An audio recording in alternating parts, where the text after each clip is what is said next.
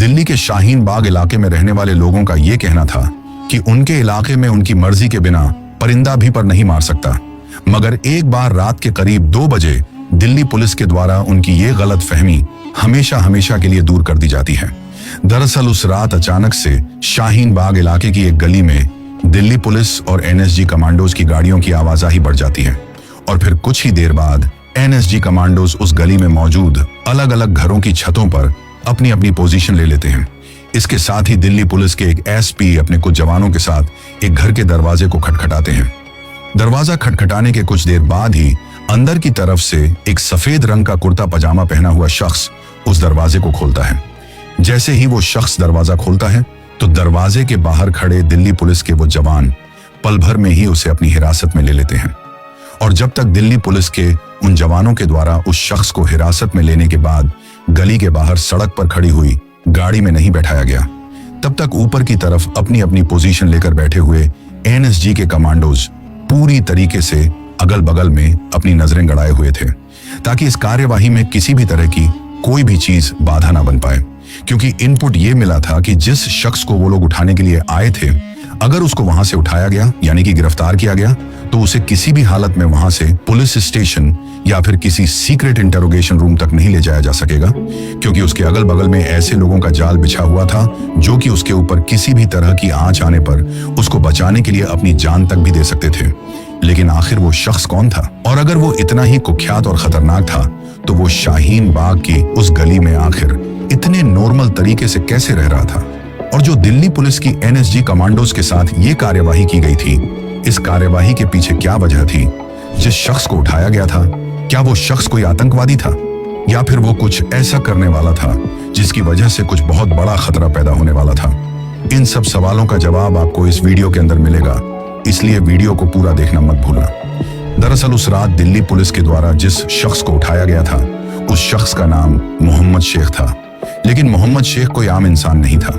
बल्कि पिछले कुछ दिनों से वो एक ऐसी साजिश रच रहा था जिस साजिश के तहत उसके निशाने पर कोई और नहीं बल्कि भारत के प्राइम मिनिस्टर नरेंद्र मोदी थे। कहने को तो वो शख्स बाकी की दुनिया की नजरों के सामने एक आम सा दिखने वाला कपड़े सिलने वाला टेलर था, लेकिन उसका ये पेशा तो उसके खौफनाक मंसूबों के ऊपर एक कवर था जिससे किसी का भी शक उसके ऊपर नहीं जा सकता था। लेकिन आखिर उसकी इस असलियत के बारे में दिल्ली पुलिस को भनक कैसे लगी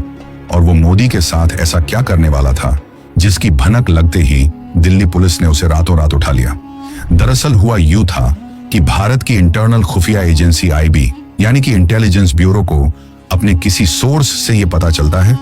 कि आने वाले कुछ दिनों में भारत के अंदर कोई बहुत बड़ा आतंकवादी हमला होने वाला है। लेकिन ये हमला कब, कहां और कैसे होगा, इसके बारे में कोई जानकारी नहीं थी। इसी वजह से आईबी के द्वारा इस इंटेल को भारत की इंटरनेशनल खुफिया एजेंसी रॉ के साथ भी शेयर किया जाता है। अब जैसे ही रॉ के हाथों ये इंटेल लगती है तो कुछ ही टाइम बाद उसके एक एजेंट के द्वारा रॉ को पता चलता है कि कुछ लोग हैं जो चोरी छुपे किसी तरीके से बॉर्डर पार करके भारत में घुसने में कामयाब हो गए हैं और भारत में आने का उनका कुछ बहुत बड़ा मकसद है, जिसके लिए उन्हें पिछले कई दिनों तक पीओके वाले हिस्से में ट्रेनिंग भी दी गई है। इसके साथ ही एक खबर के द्वारा यह भी कंफर्म हो गया था कि जो कुछ भी होने वाला है वो दिल्ली के अंदर ही होने वाला है, जिसकी तैयारियां दिल्ली के किसी न किसी कोने में बेहद ही गुप्त रूप से चल रही हैं। अब जब सुरक्षा एजेंसियों की नजरों में ये चीज साफ हो गई कि जो कुछ भी होने वाला है वो दिल्ली के अंदर ही होने वाला है, तो जाहिर सी बात थी कि जो लोग बॉर्डर पार करके भारत में कुछ बड़ा करने के लिए आ रहे थे वो भी अब तक दिल्ली तक आ चुके थे। लेकिन अब सुरक्षा एजेंसियों के लिए जो सबसे बड़ी चुनौती थी वो ये थी कि दिल्ली की इतनी बड़ी पॉपुलेशन में महज उन कुछ लोगों को ढूंढ पाना बहुत मुश्किल था और कब क्या हो जाए इसके बारे में कुछ कहा नहीं जा सकता था। लेकिन तभी एक ऐसी खबर निकलकर सामने आती है जिसने सुरक्षा एजेंसियों को उन लोगों के एक कदम और करीब पहुंचा दिया था। और वो खबर ये थी कि दिल्ली पुलिस में कुछ टाइम पहले ही एक नया लड़का भर्ती हुआ था और उसके जो पापा थे जिनका नाम महेश था, वो दिल्ली में ही एक चाय की दुकान चलाया करते थे और दिल्ली में वो जिस किराए के घर में रहते थे उनका वो घर शाहीन बाग वाले उसी इलाके में था जिस इलाके से उस रात दिल्ली पुलिस मोहम्मद शेख को उठाकर लाई थी। और उस कार्यवाही में इस शख्स का यानी कि महेश, जो कि दिल्ली में चाय की दुकान चलाया करता था, इसका बहुत बड़ा हाथ था। दरअसल हुआ यह था कि महेश जिस घर में किराए पर रहता था उसके ठीक सामने वाला घर मोहम्मद शेख का ही था। ऐसे में कुछ दिनों से एक चीज महेश के नोटिस में आती है कि कुछ लोग ऐसे हैं जिनको महेश